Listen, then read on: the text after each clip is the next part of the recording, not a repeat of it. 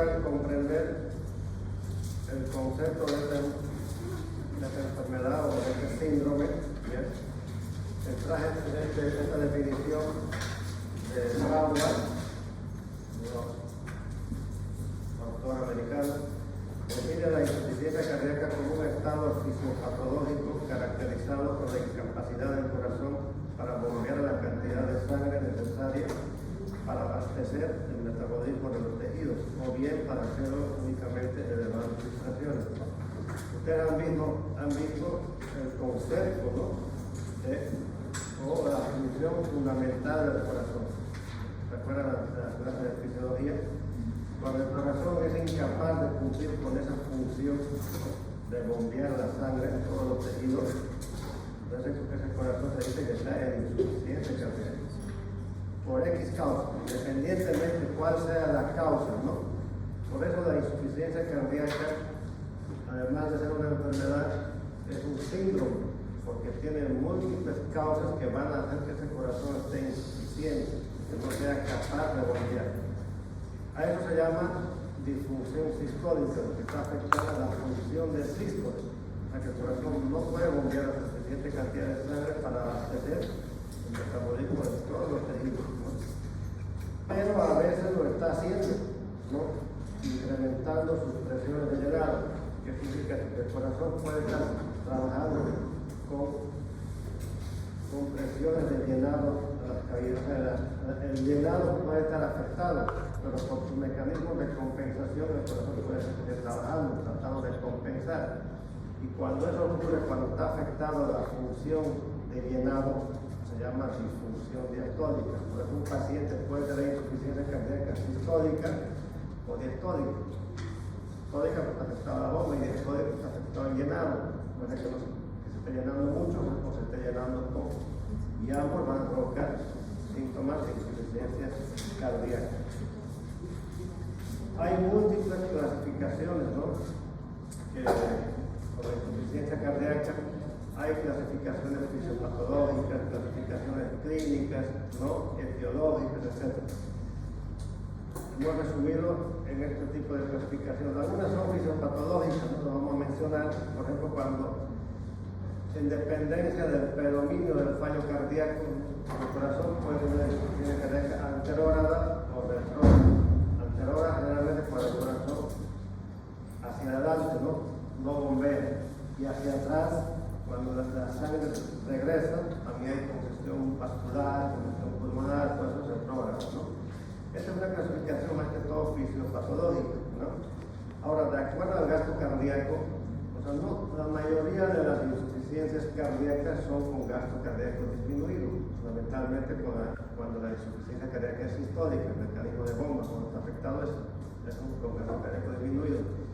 Pero hay circunstancias que el corazón puede estar trabajando en condiciones supranormales, ¿no?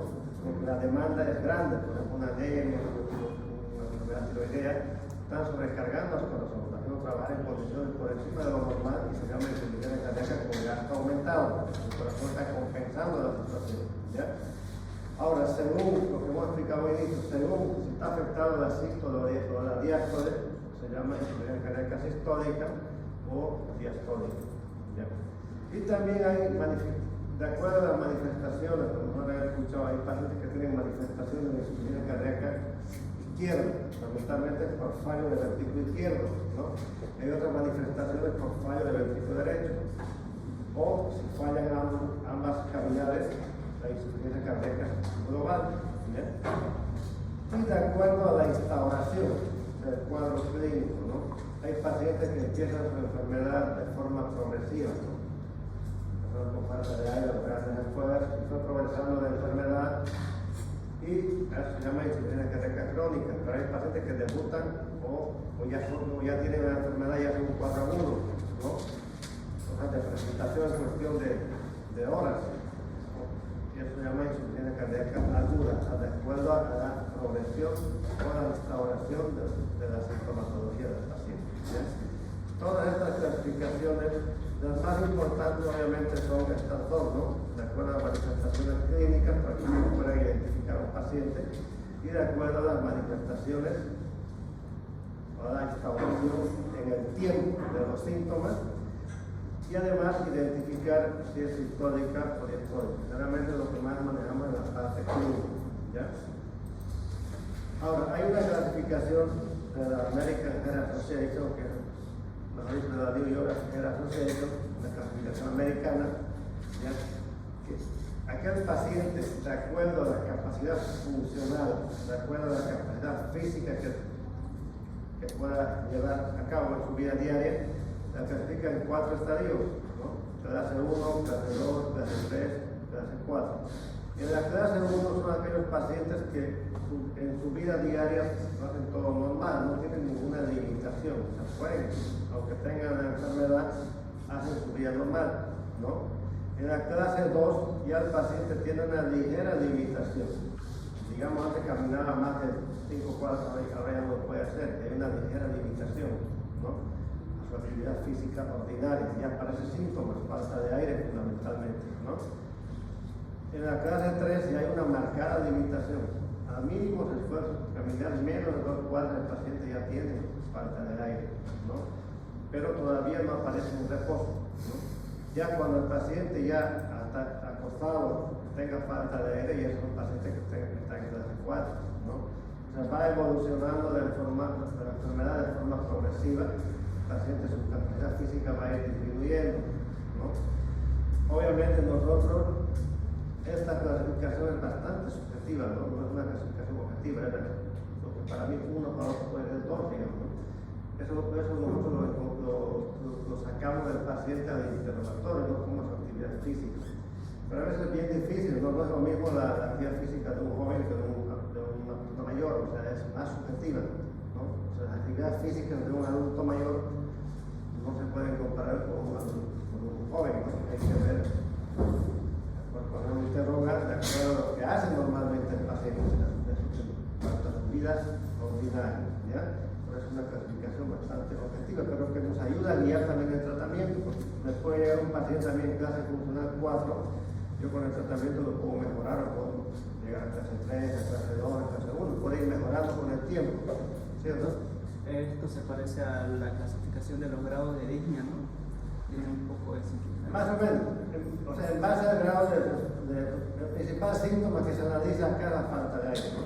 Y en base a eso se hace esta clasificación para clasificar al paciente de acuerdo a su capacidad funcional, ¿no? Incluso en base a esto uno a veces planifica al paciente hasta el paciente a veces pregunta, doctor, ¿puedo trabajar, puedo hacer esto? Y en base a esto también uno le puede indicar qué tipo de actividad debe llevar a cabo, ¿no? Ahora, como la insuficiencia cardíaca hoy en día la insuficiencia cardíaca es como una epidemia, ¿ya? Porque afecta a gran parte de la población mundial, ¿okay? Todas las enfermedades cardiovasculares generalmente terminan en insuficiencia cardíaca, por eso la insuficiencia cardíaca es un síndrome, porque tiene un conjunto de síntomas y signos y de una etiología variada, ¿no? El tratamiento se enfoca cuando uno hace un diagnóstico clínico de insuficiencia cardíaca, trata de insuficiencia cardíaca, pero también tiene que tratar las causas, ¿no? Y hay múltiples causas de insuficiencia cardíaca. La causa más frecuente es la cardiopatía isquémica, ¿no? La enfermedad de las arterias coronarias, donde el componente fundamental es el infarto agudo de miocardio. Obviamente eso ya vamos a ver aquí en otra clase, ¿no? La hipertensión arterial, por eso cuando nosotros no controlamos bien un paciente de hipertensión, va a terminar en insuficiencia cardíaca. Hay que manejar bien la hipertensión arterial, la diabetes, ¿no? Pacientes mal controlados de diabetes terminan en insuficiencia cardíaca. Hay enfermedades tóxicas como el alcohol, el abuso del alcohol lleva a una insuficiencia cardíaca, infecciosas, los carditis, lesiones de las válvulas, ¿no? Hay miocardiopatías desconocidas, ¿no? En nuestro medio, una enfermedad que hace mucho daño a los pacientes es la enfermedad de Chagas, ¿no? La enfermedad de Chagas causa muchas enfermedades en el corazón, arritmias, insuficiencia cardíaca, trastorno de la columna. Es una enfermedad que te puede dar cualquier cosa, ¿no? Y hay arritmias también que pueden llevar a un paciente a síntomas de insuficiencia cardíaca. Cuando no encontramos una causa, porque hay pacientes que a veces te llegan sin causa, ¿no? Jóvenes, no tienen factores de riesgo, y buscamos de todo, no encontramos eso que se llama idiopática, o sea, de causa desconocida. Pero igual vamos a tratar de insuficiencia cardíaca, aunque no tengamos la causa. ¿Ya? Ahora, en cuanto a la fisiopatología, vamos a ver. La fisiopatología, para entenderla, es nomás entender el funcionamiento del cuerpo. Si ustedes entienden la función de bomba, la función diastólica y eso es lo que se afecta a la insuficiencia cardíaca. ¿Ya? En un paciente con insuficiencia cardíaca se puede afectar la función sistólica y la función diastólica. Ahí tienen que entrar la fisiopatología. Si se afecta la función sistólica, va a haber ciertos síntomas. La función diastólica, va a haber ciertos síntomas, ¿no? ¿Y cuáles son los reguladores del corazón que ya hemos visto? ¿No? Va a fallar obviamente el mecanismo de entrada estable. Si no estuviese compensando, el paciente no entra en insuficiencia cardíaca. Un tiempo, pues, esos mecanismos tratan de compensar al paciente, ¿no? Si un paciente está siendo agredido por una enfermedad, el corazón está siendo agredido, se defiende, ¿no?, por el mecanismo de entrada estable, por el sistema de vida de aldosterona, el sistema simpático, el parasimpático, van a defender, ¿no?, tratar de compensar. Y cuando estos claudican es que vienen los síntomas del paciente. Por eso, en la fisiopatología tienen que entender que estos mecanismos se van a empezar a alterar, no van a poder cumplir. O el corazón va a ser un remodelado. Por ejemplo, si el corazón sufrió un infarto, van a morir muchos miocitos. Si el corazón, ¿qué hace? Se va a remodelar. Esos miocitos van a ser reemplazados por tejido fibroso y el corazón se empieza a dilatar. O sea, hace un remodelado, y eso es lo que provoca la sintomatología de la insuficiencia cardíaca, ¿no? Y en síntesis, ¿qué pasa? Cuando hay una agresión, independientemente cuál sea la causa, ¿no?, se activa el sistema, su corazón trata de retener más líquido, ¿no? Por ejemplo, el paciente se sobrecarga en la insuficiencia cardíaca de las edemas, todo eso, ¿no? Se activa el sistema de angiotensina, el sistema nervioso. ¿Para qué? Para tratar de compensar, de mejorar la contracción, para mejorar la presión. Todos estos mecanismos se activan, los mecanismos reguladores del corazón. Pero como la agresión está presente, no lo pueden compensar, ¿no? Aumenta la aldosterona, aumenta la vasopresina aumenta el vasoconstrictor y empeora la situación. Se liberan una serie de mediadores, ¿no?, de inflamatorios, citoquinas, todo eso. Y a pesar de todos esos mecanismos de compensación, el corazón, un infarto, por ejemplo, va a disminuir su funcionamiento, disminuye el mecanismo de bomba, ¿no?, y va a empezar a cambiar su morfología. Por eso uno de los signos típicos de la insuficiencia cardíaca es la cardiomegalia, ¿no?, porque el corazón se remodela porque ha sufrido una agresión, ¿ya? Y es cuando el paciente se descompensa o si no se trata adecuadamente, pues un paciente puede llegar a fallecer por una insuficiencia cardíaca en una evolución natural, ¿ya? Por eso esta enfermedad debemos identificarla clínicamente. O sea, hay pacientes que llegan a la consulta y dicen, doctor, no puedo caminar ya más de 2 cuadras, no puedo caminar una cuadra, ya lo hacía bien. Obviamente ahí tenemos que identificar, aquí en este caso el síntoma cardinal sería la falta de aire, ¿no?, la disnea. Obviamente no todas las faltas de aire son de origen cardíaco, pero lo más probable es que sea, ¿no? Debemos eso interrogar en el paciente, ¿no?, como empezó en orden cronológico. Por eso, para diagnosticar la insuficiencia cardíaca lo podemos hacer desde el punto de vista clínico en base a este cuadro, ¿no? Hay una clasificación americana que te dice que un paciente con insuficiencia cardíaca tiene ciertos síntomas. Ellos lo llaman criterios mayores, porque están presentes casi en todos los pacientes con insuficiencia cardíaca, y criterios menores que también son síntomas importantes, pero que no son tan específicos, no solamente del corazón, ¿ya? Dentro de los criterios mayores ellos ponen la disnea paroxística nocturna, ¿no?, que yo les expliqué en la semiología, los torneos, son aquellos pacientes que por la noche se levantan agitados, no pueden respirar y adoptan una determinada posición y se mejoran. Si se mejora, pues no va a ir al médico, ¿no? Se alivia y se vuelve a dormir. Es como una crisis de asma que hacen los pacientes generalmente por la noche. También se llama esto pseudoasma cardíaca, ¿ya? O el paciente hace ingurgitación yugular. A veces uno acuesta al paciente en decúbito supino y ve, normalmente no vemos, ¿no?, la vena yugular, pero en estas circunstancias lo vemos bastante aumentadas en amplitud. O si ocultamos en los pulmones, hay estertores crepitantes, ¿no? Pero para que sea criterio mayor un crepitante, no todo crepitante es insuficiencia cardíaca, ¿no? Si tenemos una base pulmonar, no puede ser insuficiencia cardíaca. Los crepitantes tienen que ser simétricos, ¿no? En ambos pulmones. Si en el pulmón derecho está en la base, en el pulmón izquierdo tiene que estar también en la base. Entonces, los crepitantes tienen que ir aumentando, tienen que ser simétricos. Si aquí hay crepitantes en este otro pulmón, no, es muy difícil que sea lo cardíaco, ¿no? Tienen que ser crepitantes de forma simétrica en ambos campos pulmonares. O a veces los crepitantes pueden ser sibilantes también, ¿no? Pero siempre en ambos campos pulmonares. Y cuando le hacemos una X del tórax, ¿no? Si vemos una cardiomegalia marcada, es un signo a favor de una insuficiencia cardíaca. Y una presentación aguda, esta la van a realizar ustedes de forma independiente. Una de las presentaciones agudas de la enfermedad es el edema agudo del pulmón.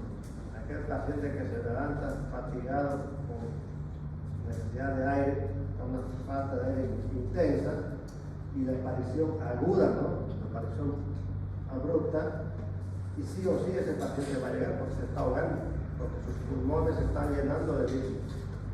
Se llama edema en marea montante, el paciente se está llenando de líquido y no puede, si no le pasa un diurético, ese paciente se muere con falta de aire, ¿ya? Y cuando terminamos podemos encontrar galope por tercer ruido, ¿no? El tercer ruido es un signo de insuficiencia cardíaca, ¿no? Esto otro ya es más un signo, ¿no? De la presión venosa central. Cuando hay incurgitación yugular es porque la presión venosa central está alta. Eso generalmente se mide, ¿no? Las enfermeras miden en la terapia, ¿no? En centímetros de agua. Mayor de 16 centímetros de agua y es una presión venosa central elevada. El tiempo circulatorio no se hace mucho en la parte clínica, ¿no? Significa en cuánto tiempo recorre un eritrocito todo el sistema circulatorio, ¿no? Cuando ese tiempo está reducido, ¿no? Es un síntoma de insuficiencia cardíaca, un signo, ¿no? Y esto sí es importante desde el punto de vista clínico, el reflujo hepatoyugular, ¿no? Hay pacientes que uno le falta una hepatomegalia, ¿no? Obviamente no toda hepatomegalia es cardíaca, ¿no? Si está con otros síntomas de la hepatomegalia, probablemente haya congestión hepática, ¿no? Congestión hepática, y cuando uno le palpa, hace la maniobra, aumenta la inclinación yugular. Ese es el reflujo hepatoyugular. Otros criterios que no son mayores, pero a veces no todos los pacientes te llegan con la medicina 2 más 2 es 4. Hay pacientes que tienen a veces síntomas vagos, ¿no? Y uno tiene que estudiarlo buscando una enfermedad cardíaca, ¿no? El edema en miembros inferiores, ¿no? El edema en miembros inferiores puede ser también por el riñón, puede ser por varices, por problemas linfáticos. Pues hay que discriminar generalmente la enfermedad cardíaca, por proteinemia, puede haber edema en miembros inferiores. La tos nocturna, cuando un paciente tiene tos nocturna generalmente seca, hay que ver una probable causa cardíaca. Si es una tos productiva, es muy difícil que sea el corazón, ¿no? Como la expectoración, todo es muy difícil, ¿no? La hepatomegalia, como hemos mencionado, puede ser un signo de insuficiencia cardíaca. El derrame pleural, ¿no? Si el derrame pleural generalmente empieza por el lado derecho, no va a insuficiencia cardíaca. Si empieza por el lado izquierdo, no. Por presiones hidrostáticas, ¿ya? Y todos estos signos, la taquicardia, por ejemplo, es un signo, ¿no? Pero no solamente la insuficiencia cardíaca, la taquicardia, ¿no? Toda la insuficiencia cardíaca se acompaña de taquicardia por el mecanismo de compensación que tiene el corazón, ¿no? Es una insuficiencia cardíaca del sistema simpático está activado, tratando de compensar, ¿ya? Y también los pacientes con insuficiencia cardíaca pierden peso, ¿no? Paulatinamente van perdiendo el peso. Todos estos síntomas y signos nos van a ayudar a nuestro diagnóstico clínico. Nosotros a veces empezamos tratamiento ya en bases de diagnóstico clínico. Obviamente le vamos a mandar estudios, pero no, obviamente para confirmar, ¿no? Pero ya podemos empezar el tratamiento, ¿no? En base a estos síntomas clínicos. Y los exámenes que se mandan son los mismos que hemos mencionado, ¿no? En la parte de diagnósticos, lo básico, ¿no? El electrocardiograma, una radiografía de tórax, exámenes de sangre básicos, ¿no? Hemograma, glicemia, creatinina, perfil de grasa, ¿no? Porque a veces es importante, a veces una anemia severa te hace confundir con una insuficiencia cardíaca. Porque los pacientes cuando tienen anemia severa, muchos no pueden dar un paso, se cansan, se les falta el aire. Por eso es importante hacer siempre el diagnóstico diferencial, ¿no? Por eso es importante que ustedes tengan un orden en su evaluación del paciente. Usted hace un diagnóstico clínico y ve también otras posibilidades, a lo mejor no es insuficiencia cardíaca, pero puede ser, porque la medicina pues, no es exacta. Un síntoma puede ser por muchas causas y hay que buscar esa causa, ¿ya? Se pueden mandar péptidos, natriuréticos, BNP, todo eso, ¿no? Que son, a ver, no, si se tiene, ¿no? En el medio donde se trabaja.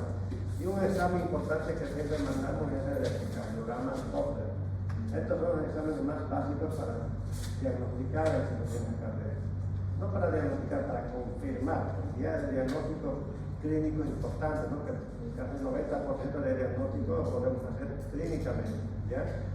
¿Por qué es importante el electrocardiograma? Porque te da la función del corazón, la función no exacta, pero una función aproximada, para saber si está afectada la función sistólica o la función diastólica, porque el tratamiento no es lo mismo para la insuficiencia cardíaca con función sistólica y con función diastólica, ¿ya? Acá vamos a hablar fundamentalmente de la insuficiencia cardíaca con función sistólica disminuida. El tratamiento va a estar enfocado a la disfunción sistólica, ¿ya? En base a todo esto, nosotros ya tenemos el diagnóstico, ¿no? Y vamos a tratar. No vamos a hablar acá de tratamiento de medidas no farmacológicas que hemos visto en hipertensión arterial. Las medidas no farmacológicas para todas las enfermedades cardíacas no cambian, ¿no? La dieta, ejercicio, todo eso no cambia. Eso es para todas las enfermedades cardíacas lo mismo, ¿ya? Lo que sí, la enfermedad cardíaca ha evolucionado mucho en cuanto a su terapéutica. Hay tratamientos farmacológicos, hay tratamientos invasivos, quirúrgicos, en base a la causa, ¿no? Pero más que todo ustedes tienen que aprender el tratamiento farmacológico, ya el tratamiento médico, ya en los últimos años ha tenido un progreso importante, ¿no? Con nuevos medicamentos. Obviamente todas las medidas generales no van a cambiar, lo mismo que hemos visto en la anterior clase, tratamiento no farmacológico. Y en cuanto al tratamiento farmacológico, uno tiene que diferenciar dos tipos de pacientes. Aquel paciente, probablemente ustedes ya saben que tiene una insuficiencia cardíaca conocida y que esté en periodo compensado, estable, o aquel paciente que llega descompensado. Esos dos pacientes podemos ver en consulta. Aquel que está descompensado o aquel que ya está compensado. Y aquel que está descompensado, obviamente hay que estabilizarlo y llevar a una fase compensatoria. Aquel que está compensado hay que evitar que se descompense, o sea, seguir el tratamiento. Esos son los objetivos del tratamiento. ¿Y cómo hacemos eso? Con diuréticos, ¿no? Uno de los pilares del tratamiento es el tratamiento diurético, ¿no? No se olviden, en la insuficiencia cardíaca hay retención, hay sobrecarga de volumen, porque si el corazón no bombea bien, pues hay sangre que se va a remanzar. Para sobrecarga, por ejemplo, el pulmón se sobrecarga el volumen y el paciente le falta de aire. Y los diuréticos son medicamentos de primera línea para el tratamiento de la insuficiencia cardíaca, tanto para estabilizar al paciente como para mantenerlo, ¿no?, de forma estable. Y el diurético que más utilizamos en la etapa para compensar a un paciente es la furosemida, ¿no? Y la furosemida va a realizar un diurético de alta, va a tener un mecanismo de acción, ¿no? No hay una dosis tope, le podemos dar desde una ampolla hasta 2 gramos de furosemida en dependencia de la respuesta del paciente, ¿ya? Y también vamos a escoger si es la vía oral o la vía endovenosa en dependencia del cuadro clínico. Por ejemplo, de un edema agudo del pulmón, ahí sí o sí hay que ir con furosemida endovenosa. Si es un paciente que viene hace tiempo progresando de la enfermedad, podemos ensayar por vía oral. Todo depende del cuadro clínico, si es agudo o crónico, de qué vía vamos a ocupar, ya sea endovenosa. Obviamente si es endovenosa porque el paciente está muy descompensado y va a requerir internación, y si es ambulatorio probablemente vayamos a tratar con furosemida por vía oral, ¿ya? Otro diurético importantes son las tiacidas, ¿ya? Como la hidroclorotiazida, que es la que más utilizamos, ¿no? Que es un diurético que al igual que la furosemida hace perder mucho potasio, ¿no? Por eso pasa que cuando se administran estos medicamentos a veces se quejan de calambre, ¿no? Y a veces hay que estar tratando eso también. Las tiacidas, más que todo, no son tan importantes en la etapa de compensación, son más importantes para mantener al paciente en la etapa crónica con el paciente compensado. En la etapa aguda generalmente las furosemidas. Y un diurético muy importante es la espironolactona, ¿ya? La espironolactona es el medicamento que más ha llegado a prolongar la vida de un paciente. No es tanto para la etapa aguda, sino es para la etapa crónica, ¿ya? Se dice que el paciente con este medicamento disminuye la mortalidad y aumenta la sobrevida con el tratamiento a largo plazo, no solamente por sus funciones diuréticas, ¿no? Este es un diurético ahorrador de potasio. Por eso a veces cuando un paciente se está poniendo furosemida, a veces administramos espironolactona para evitar esa pérdida de potasio que provoca la furosemida, ¿no? Pero además de su función diurética, tiene otros mecanismos en el remodelado, o sea, tiene muchas funciones que mejoran la esperanza de vida de los pacientes. ¿Sí? El tratamiento por eso de insuficiencia cardíaca está encaminado no solamente a controlar la sintomatología del paciente. No se olviden que las enfermedades cardíacas son crónicas, ¿no? El paciente toda su vida va a tomar tratamiento y el objetivo fundamental, además de compensar, es aumentar la esperanza de vida. Porque un paciente con insuficiencia cardíaca sin tratamiento no va a vivir muchos años. Entonces, con tratamiento vamos a prolongar esa expectativa de vida que tiene el paciente. Ya, la espirulona ya es de por vida, ¿no? Pero eso tuviera efectos secundarios. Tiene efectos secundarios. El principal efecto secundario, ahora venía eso, doctor, se adelantó. El principal efecto secundario de la espironolactona es la ginecomastía o la inflamación de los pezones. Eso pasa no solamente de los hombres, que los hombres me están doliendo los pechos, o siento que ha aumentado mi pecho. Entonces, cuando pasa eso, entonces se retira y el sustituto es la eplerona, ¿no? Epleredona, aquí viene con el nombre de eplerona, que también es un diurético ahorrador de potasio. Si no tolera una espironolactona, pues no cura la mayoría de los pacientes, es lo bueno, ¿no? De 100, de 1000, será uno que va a hacer una reacción de este tipo. Si pasa esta reacción, pues se le cambia por eplerona. Siempre todos los medicamentos, doctores, tienen una reacción secundaria, ¿no? A veces mínimas, pero existen, ¿no? La probabilidad de que en 1 millón alguien vaya a hacer algo de lo que dice la reacción secundaria del medicamento, ¿no? Es muy raro, ¿no? No pasa mucho esta reacción secundaria. Otra línea de medicamentos importantes para el tratamiento de la insuficiencia cardíaca son los IECA. Los IECA no solo sirven para la hipertensión arterial, también sirven para la insuficiencia cardíaca, ¿no? Porque ayudan, disminuyen las poscargas, mejora, favorece el remodelado del corazón, tiene muchas acciones favorables. Y en muchos estudios ha disminuido la mortalidad en pacientes con insuficiencia cardíaca. Y los mismos IECA que hemos visto en hipertensión arterial se pueden utilizar en insuficiencia cardíaca. Obviamente las dosis hay que ajustarlas de acuerdo a la presión, ¿no? Normalmente los pacientes con insuficiencia cardíaca avanzada, con función cardíaca muy disminuida, función sistólica, a veces hacen presiones bajas y hay que aprender hay que regular de acuerdo a su presión. A veces podemos poner solamente dosis mínimas, y en base a su presión se va aumentando o se mantiene la dosis diaria. Si no tolerara un IECA, la otra línea es los ARA2. No se pueden dar los dos juntos, no puede dar un IECA o de un ARA2, ¿ya? Porque el mecanismo al final la acción casi es la misma de un IECA y un ARA2. Los IECA, como su nombre indica, inhiben, ¿no? Son inhibidores de la enzima convertidora, la enzima. ARA2 inhibe al receptor, pero al final la función fundamental final es la misma, por diferentes mecanismos, ¿ya? Y los mismos ARA2 que hemos visto en hipertensión, se utilizan, ¿no? El valsartán, el pranisartán, el losartán también se utiliza.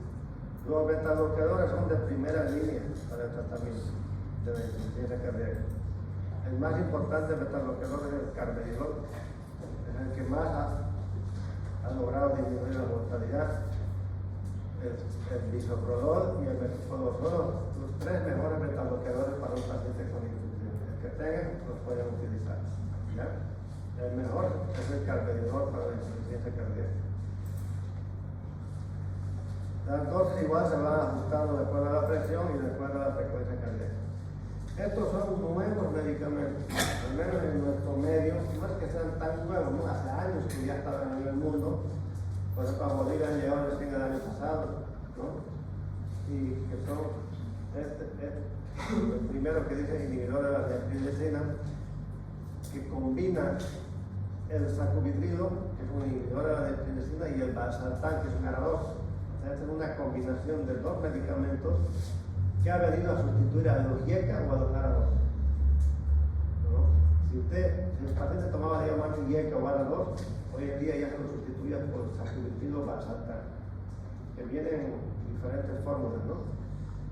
Y otro medicamento importante que se utilizaba mucho los endocrinólogos, que es la dapagliflozina, que es un hipoglicemiante oral, ¿ya? Este medicamento en diferentes estudios ha mejorado, ha disminuido la mortalidad en pacientes con insuficiencia cardíaca. Y hoy en día se considera medicamentos de primera línea para un paciente con insuficiencia cardíaca, pero sistólica, con función sistólica disminuida, ¿ya? Por eso, cuando ustedes vean un paciente con todos esos síntomas de insuficiencia cardíaca y el ecocardiograma te dice que el paciente tiene insuficiencia cardíaca sistólica, estos dos medicamentos sí o sí hay que darle al paciente. Son caros estos medicamentos, pero son muy buenos, disminuyen la mortalidad, aumentan la esperanza de vida, mejora la calidad de vida del paciente, disminuye las internaciones hospitalarias, ¿no? Porque un paciente con insuficiencia cardíaca se interna mucho, o hospital, descompensa mucho. Los gastos en el mundo con insuficiencia cardíaca son altos, siempre están ingresando, se los compensa, se van de alta y así se trabaja. Y hay que lograr que el paciente ingrese lo menos posible, ¿no? Por eso puede faltar estos dos medicamentos, el sacubitrilo valsartán con dapagliflozina, no puede faltar un beta-bloqueador, no puede faltar un diurético, fundamentalmente la espironolactona, y un beta-bloqueador. Estos son los medicamentos fundamentales para el tratamiento de la insuficiencia cardíaca. Beta-bloqueador, estos dos, ¿ya? Y un diurético, no puede faltar, de mantenimiento de un paciente para la insuficiencia cardíaca. Otros tratamientos obviamente van a depender de qué más tenga el paciente, ¿no? Y de la etiología, de la causa de la insuficiencia cardíaca. Pero independientemente de cuál sea la causa, se trata con todos estos medicamentos. Obviamente, si no se cuenta con este medicamento, con el sacubitrilo valsartán, le seguimos dando IECA o ARA2, ¿no? Si no tenemos este medicamento, o el paciente no lo pudiera comprar porque estos son caros, ¿ya? Ahora, la digoxina antes se utilizaba bastante, ¿no? El uso de digoxina ha disminuido, ¿no? La digoxina no tiene ningún beneficio a largo plazo en un paciente con insuficiencia cardíaca. Por eso no tiene sentido tratarlo de mantenimiento con digoxina. Le puede ayudar cuando el paciente está muy sintomático para compensarlo, ¿no? Y después ya se lo puede suspender. Porque la digoxina en algunos estudios incluso ha dado que aumenta la mortalidad a largo plazo. Por eso no es un tratamiento a largo plazo. Ayuda en la etapa aguda, en la etapa de compensación, pero no a largo plazo, no tiene ningún beneficio en la mortalidad, ¿no? Por tanto, no puede faltar, como dije, un diurético, un IECA o ARA2, o si no, sacubitrilo valsartán y un beta-bloqueador y dapagliflozina, que es ahora otro medicamento, ¿ya? Para iniciar un tratamiento.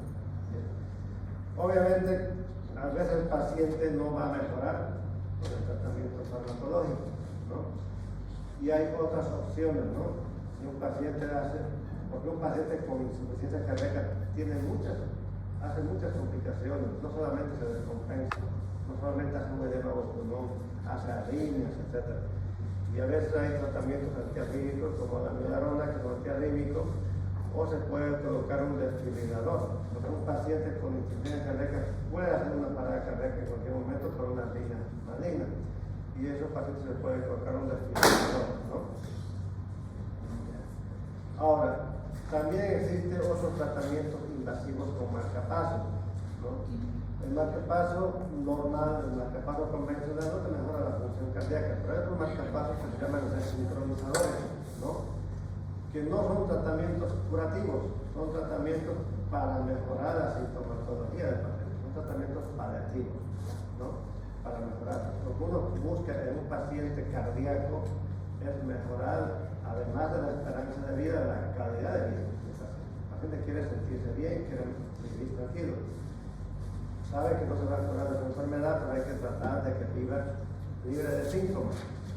Y la terapia de sincronización, que es la implantación de un marcapaso con ciertas propiedades, se mejoran a veces esa sintomatología, ese funcionamiento cardíaco, ¿ya?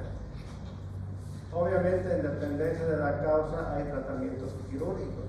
Por ejemplo, si ustedes identificaron que las causas de su insuficiencia cardíaca era una cardiopatía isquémica, una enfermedad de las coronarias, entonces le va a hacer cateterismo. Si hay muchas arterias obstruidas, le va a hacer una cirugía de revascularización. O si se identifica que hay una válvula que está dañada, que es la causa de su insuficiencia cardíaca, pues van a sustituir la válvula. El tratamiento quirúrgico es en base a la causa, ¿no? Obviamente el paciente sigue con su tratamiento médico, ¿no? Farmacológico, pero las causas también hay que tratarlas, ¿no? A veces no siempre hay causas, seguimos tratando de forma sintomática. Ahora, cuando paciente no tiene ya chance por ninguna otra vía, a veces no queda más que el trasplante cardíaco. Obviamente, el trasplante cardíaco hay ciertos requisitos a nivel mundial. En los días, por ejemplo, no se hace trasplante. Aquí en nuestro medio, pero es un sueño, ¿no? Trasplantar un corazón, ¿no? En el mundo entero hay una lista grande de espera, ¿no? De pacientes esperando un trasplante cardíaco, donde generalmente se prefieren pacientes jóvenes, ¿no? No están en la primera lista.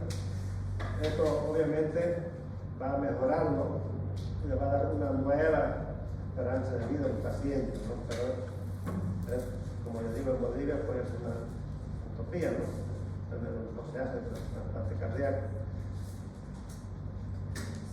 Y actualmente todavía están en estudio tratamientos con células madres, ¿no? En la parte clínica todavía no se ha llevado a cabo, ¿no? Fundamentalmente en Estados Unidos y Europa han hecho tratamientos para regenerarlo. Si un paciente ha tenido un infarto, por ejemplo, murieron miocitos, tratan de regenerar esos miocitos, ¿no? Para mejorar la contractilidad. O sea, ese es el tratamiento con células. No solamente en cardiología, ¿no? En cardiología también se están probando, pero todavía tampoco sigue siendo una esperanza, ¿no? No está aplicado a la parte clínica todavía. Por eso un paciente, cuando la insuficiencia cardíaca es un síndrome que va a progresar, haga lo que haga usted, la enfermedad va a progresar, ¿no? Es una enfermedad progresiva, no se detiene, es como el cáncer. Ustedes le van a enlentecer esa progresión, a lo mejor sin tratamiento iba a vivir 3 años, usted con tratamiento lo puede llegar a 10 años, ahí es un gran salto, ¿no? Pero la enfermedad va a progresar, ¿no? A través del tiempo. Tal vez con el tratamiento que hemos mencionado va a progresar más lento, pero va a progresar. Y al final el paciente, generalmente los pacientes con insuficiencia cardíaca o mueren por una muerte súbita, porque hacen arritmias malignas, o mueren con falla multiorgánica, ¿no? Porque la insuficiencia cardíaca a veces, como no bombea suficiente cantidad de sangre al riñón, al pulmón, al hígado, van a ir sufriendo con el tiempo, se van deteriorando los órganos vitales. Generalmente así termina un paciente con insuficiencia cardíaca, esa es la progresión de la enfermedad.